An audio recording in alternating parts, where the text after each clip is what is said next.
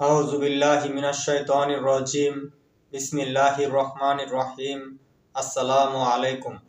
প্রিয় মুসলিম ভাই বোনেরা, আপনারা যদি বর্তমান বিশ্ব পরিস্থিতি দেখেন এবং নিউজগুলো দেখেন, তাহলে আপনারা দেখতে পাবেন যে মধ্যপ্রাচ্যে ধীরে ধীরে যুদ্ধ ছড়িয়ে পড়তেছে এবং ইসরায়েল ফিলিস্তিনের এই যুদ্ধে আরও অনেকে যোগ দিছে। এবং ঠিক যেমনটি ইমাম মাহাদি মোহাম্মদ কাসিমের স্বপ্নে আল্লাহ তাআলা দেখিয়েছেন, তেমনভাবে ঘটতে চলেছে।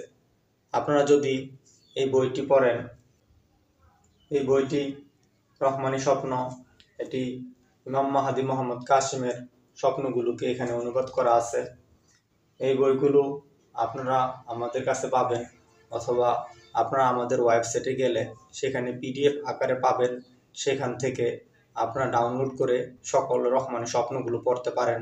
এই স্বপ্নের মধ্যে দীর্ঘ সময় যাবৎ আল্লাহ তাআলা এবং আমাদের সর্বশেষ নবী হযরত মুহাম্মদ সাল্লাল্লাহু আলাইহি ওয়াসাল্লাম তাকে স্বপ্নের মধ্যে শিক্ষা দিচ্ছেন এবং ভবিষ্যৎ সম্পর্কে ভবিষ্যৎবাণী করতেছেন এবং মুসলিমদেরকে এক মহা সুসংবাদের কথা জানাচ্ছেন। আমাদের সকলের উচিত এই বিষয়ের প্রতি দৃষ্টিপাত করা। আপনারা যদি মোহাম্মদ কাসিমের সকল স্বপ্নগুলো পড়েন, বিশেষ করে তৃতীয় বিশ্বযুদ্ধ সম্পর্কিত এবং ভারত সম্পর্কিত যে সকল স্বপ্নগুলো আছে, সেখানে আপনারা দেখবেন যে কাশ্মীরে ভারত যে রকমের ধ্বংস চালাইছিল, যেভাবে মুসলিমদেরকে হত্যা, নির্যাতন, জুলুম করছিল, ঠিক একইভাবে ইসরায়েল ও ফিলিস্তিনে করতেছে এবং ভারতও কাশ্মীরে এরকমটি করছে এবং করবে। অতীতেও কিন্তু ইসরায়েল ফিলিস্তিনিদের উপর নির্যাতন করছিল, কিন্তু বর্তমানে নির্যাতন সকল কিছুকে অতিক্রম করে। আপনারা যদি এই নিউজগুলোতে দেখেন, আপনারা দেখবেন ভারতের জাতীয় নিরাপত্তা বিষয়ক উপদেষ্টা অজিত দোভাল তিনি ইসরায়েল সফর করছেন। পূর্বেও ভারতের প্রধানমন্ত্রী নরেন্দ্র মোদী ইসরায়েল সফর করছিলেন অনেকগুলো বছর আগে। তখন আমরা নিউজে দেখতে পারছিলাম যে ইতিহাস সৃষ্টি করে ভারতের কোনো প্রধানমন্ত্রী ইসরায়েলে সফর করলো এই প্রথমবার, এবং ওই বিষয়টিও মোহাম্মদ কাসিমের স্বপ্নের মধ্যে উল্লেখ করা আছে। এবং আপনারা যদি বর্তমানে দেখেন যে ইসরায়েল ভারতকে কাজে লাগায়া ফিলিস্তিনিদেরকে এবং আশপাশের মুসলিম দেশগুলোকে ধ্বংস করতে চায়।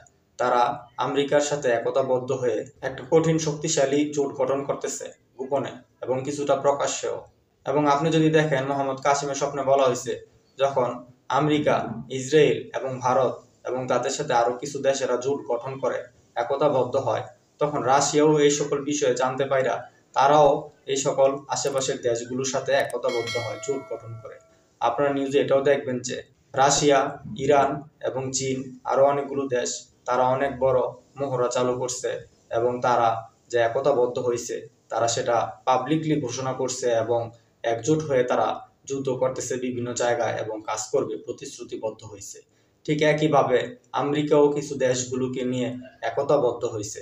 আমাদের সকলের উচিত এই স্বপ্নগুলো পড়া এবং আল্লাহ তাআলা যে একজন মানুষকে, আমাদের মতো একজন সাধারণ মানুষকে, আমাদের সর্বশেষ নবী হযরত মুহাম্মদ সাল্লাল্লাহু আলাইহি ওয়াসাল্লামের উম্মতকে এই স্বপ্নগুলো দেখাইছেন আমাদের মুসলিম জাতি সহ বিশ্বের সকলের জন্য।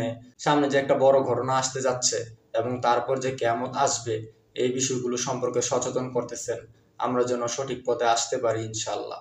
তাই আমাদের সকলের এই রাজনৈতিক বিষয়গুলো ভালোভাবে চিন্তা ভাবনা করা উচিত, বিবেচনা করা উচিত যে বিশ্ব রাজনীতি আসলে কোন দিকে যাচ্ছে এবং কাফেররা আসলে কি চায়। এবং আমরা যদি আমাদের হাদিস কোরআনে পড়ে দেখি, আমরা কিন্তু এই বিষয়গুলো সম্পর্কে অবগত হইতে পারি যে একটা মহাযুদ্ধ মালহামা হবে। এবং মোহাম্মদ কাসিমের স্বপ্নেও একই কথা বলা হয়েছে, আর বর্তমান বিশ্ব প্রেক্ষাপট ওই দিকেই যাচ্ছে।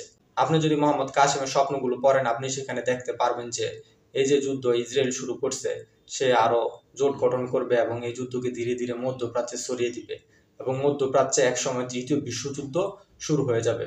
আর অন্যদিকে মোহাম্মদ কাসিমের এই স্বপ্নগুলো সত্য হচ্ছে, এই কারণে পাকিস্তানিরা তার স্বপ্নগুলোকে বিশ্বাস করবে এবং তাকে চিনতে পারবে এবং তার স্বপ্নে আল্লাহ তাআলা এবং আমাদের শেষ নবী হযরত মুহাম্মদ সাল্লাল্লাহু আলাইহি ওয়াসাল্লাম যে সকল কাজ করতে আদেশ করছেন, যে সকল কাজ করতে নিষেধ করছেন, যেভাবে পরিকল্পনা করতে বলছেন, তারা ঠিক সেভাবেই করবে। এবং হঠাৎ করে আমরা দেখতে পাবো যে আল্লাহর সাহায্য পাকিস্তানে চলে আসছে। যেই পাকিস্তানিরা এখন ঠিক মতো খাইতে পায় না, যে পাকিস্তানিরা এখন অনেক দুঃখ কষ্টে আছে, যে পাকিস্তানে সবসময় যুদ্ধ লাইগেই থাকে, সেই পাকিস্তানে অনেক শান্তি আসবে এবং এটা সারা বিশ্বের মধ্যে একটা রোল মডেল হবে। মানুষ পাকিস্তানের উদাহরণ দিবে। মোহাম্মদ কাসিমের স্বপ্নে এই বিষয়গুলো বলা হয়েছে এবং এই তৃতীয় বিশ্বযুদ্ধের পরপরই শান্তি আসবে যেটা ইমাম মাহাদির শান্তির যুগ।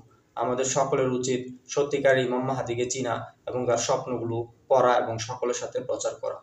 আপনারা mohammedkasimBangla.com এই ওয়েবসাইটে গিয়ে রহমানের স্বপ্ন বইটি ডাউনলোড করে পড়বেন এবং সকলের সাথে প্রচার করবেন। জাযাকাল্লাহু খায়রান।